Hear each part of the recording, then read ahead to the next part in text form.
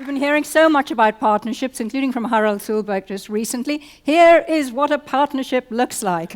Shall I introduce you to the people on the stage? Actually, Elizabeth Grieg, who is the CEO of Grieg Star, probably needs no introduction. Hello, Elizabeth. So standing next to her is Margaret Mistry from Equinor, Strategy and Innovation Manager. We have Kenneth Simonsen, who is in the video, Bakvarna.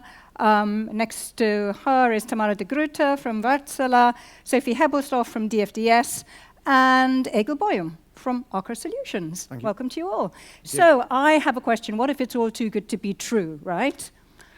What's your message to the skeptics in the room, Kenneth Simonsen? I would say join us. Zero emission is going to happen in shipping, and frankly, we already see that happening in short sea cargo and electrified ferries.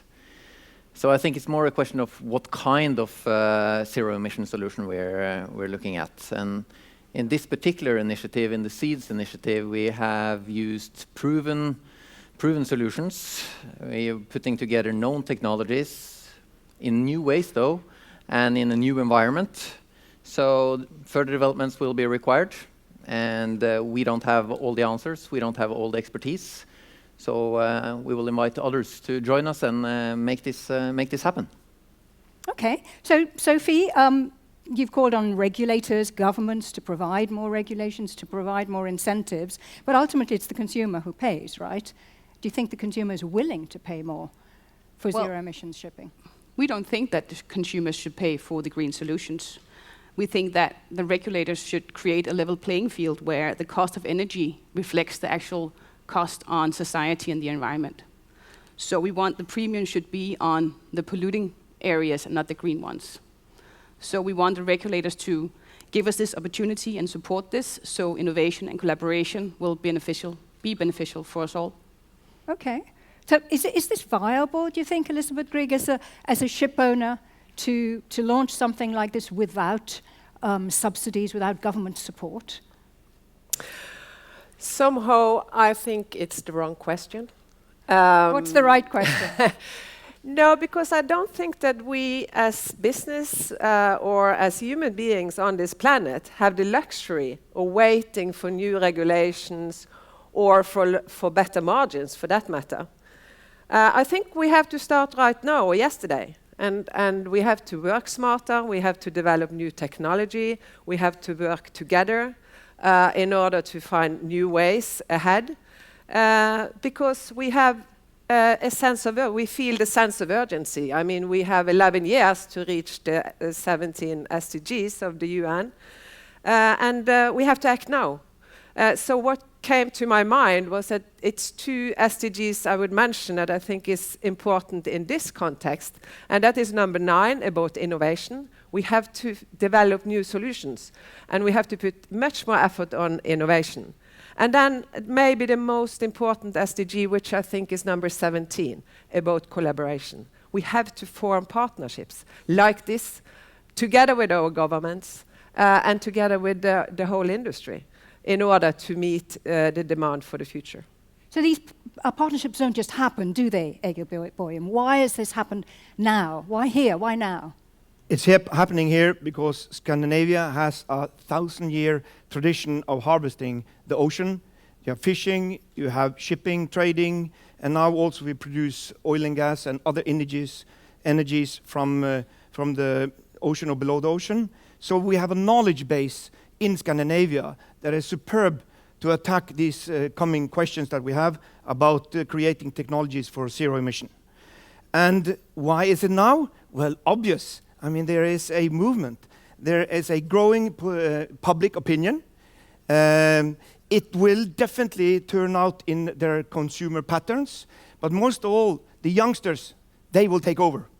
I mean, we all have been young.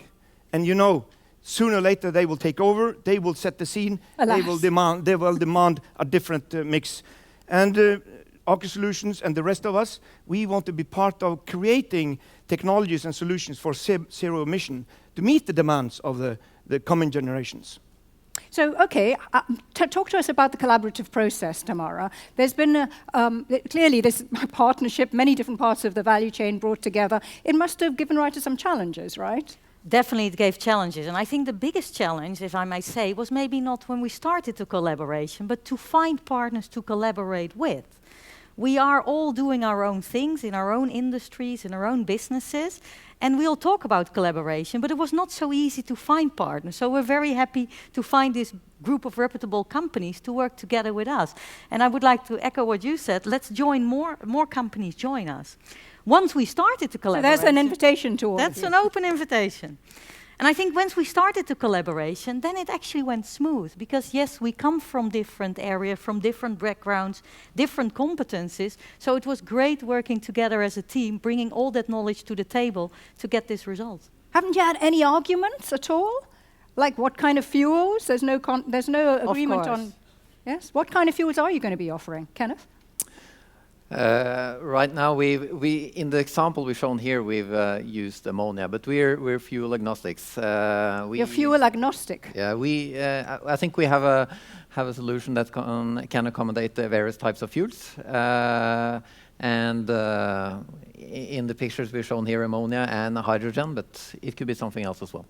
So that leads me nicely on to Equinor. How do you respond to critics who keep asking this question? And again, it'll come. This is greenwashing, isn't it? No. I had a friend of mine ask me a similar question recently. He said, how do you get out of bed in the morning, look in the mirror working for an oil and gas company? And I was honestly able to say that I'm really proud of my company and what I do there.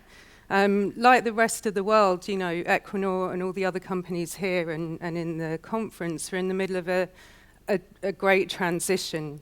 And I think we're navigating it authentically and responsibly. And it's more than just token efforts. If this project were all Equinor were doing, then I'd be worried, but we're not. We're committed to investing 100 billion NOK into new energy solutions by 2030, and low carbon is at the heart of our strategy. And I think the other companies represented here are similar. My day job in Equinor is exploring new business models on the edge. And this project has been so helpful in that regard because what it's enabled us to do in Equinor is listen to these very large energy customers, the shipping companies, and hear about what energy they want to have delivered in the future and how they want to have it delivered. So we've really been listening in this project, and now I hope we'll take the next step and respond and act. Elizabeth Grigg, I want to give you the final word. Just remind us all why we're here. What is the business case for transitioning to clean fuels for the shipping industry? I mean, ship owners of the past is not going to survive in the future. And everything we have heard today is about new technology, about new ways of thinking, new smart ways of working, and new fuel that we need to find new solutions to.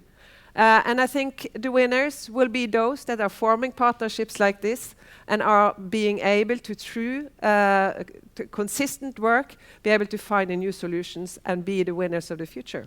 And we want to be part of that group that will be the winners of the future.